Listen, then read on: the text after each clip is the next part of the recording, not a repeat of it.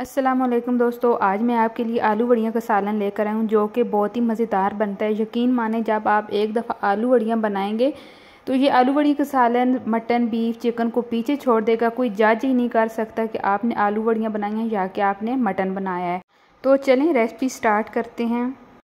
यहाँ पे मैंने प्रेशर ले लिया। प्रेशर में 1 कप ऑयल का ऐड कर देंगे। आप इसको पतीली में बना सकते हैं, लेकिन मुझे बहुत ज़्यादा जल्दी है तो इसलिए मैं प्रेशर में बना रही हूँ।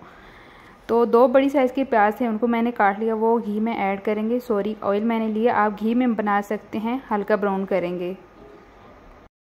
तो प्याज गोल्डन हो गया। अब हम इनमें थोड़ा सा पानी ऐड करेंगे ताकि ये हल्के से सॉफ्ट हो जाएं। तो साथ ही हम इसमें वड़ियाँ ऐड कर देंगे। और ये वही वाली वड़ियाँ हैं जो मैंने रेसिपी बनाई थी और आपके साथ मैंने रेसिपी शेयर की थी।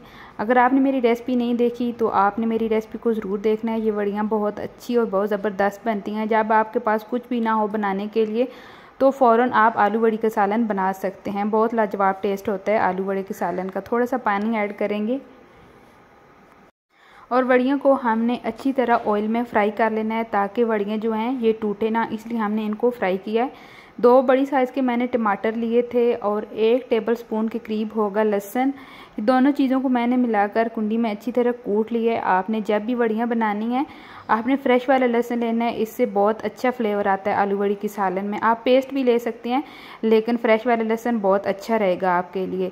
तो अच्छी तरह इन सारी चीज़ों को हमने फ्राई कर लेना ताकि लहसुन की कच्ची सी स्मेल जो होती है वो ख़त्म हो जाए और वड़ियाँ भी हमारी अच्छी तरह फ्राई हो जाएं ऑयल में और अच्छी तरह हमारा ये जो मसाला है रेडी हो जाए।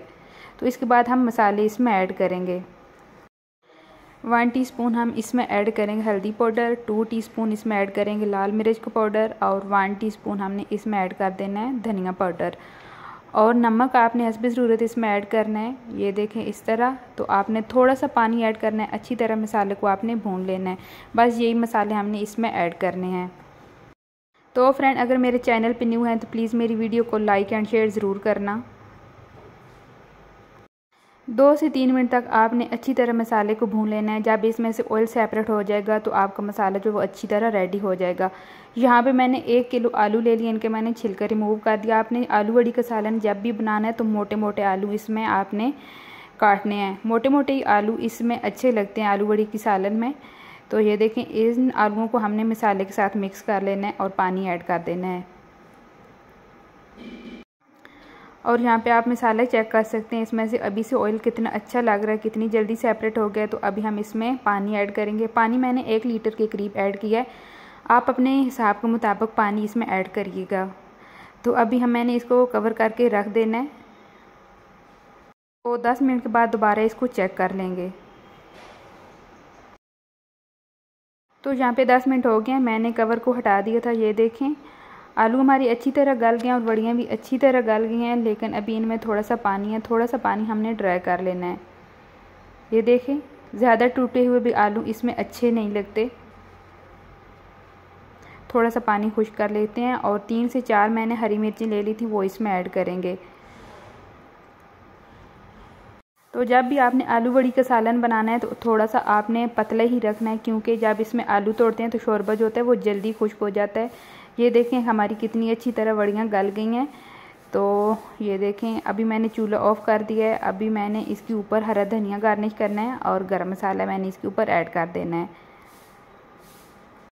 तो अभी हमारा सालन काफ़ी हद तक गर्म है। जब ये थोड़ा ठंडा हो जाएगा तो इसमें से ऑयल जब और भी सेपरेट हो जाएगा, बहुत ज़्यादा ऑयल इसमें से निकल कर ऊपर आएगा। ये देखें, तो अभी मैं आपको डिश आउट करके दिखाती हूँ, इसकी फाइनल लुक दिखाती हूँ। तो फ्रेंड, आपने प्यारा सा कमेंट ज़रूर करना है। मुझे आपको कमेंट पढ़कर बहुत दिल से खुशी होती है। इतना प्यारा सा कमेंट करने के लिए मेरा दिल से शुक्रिया।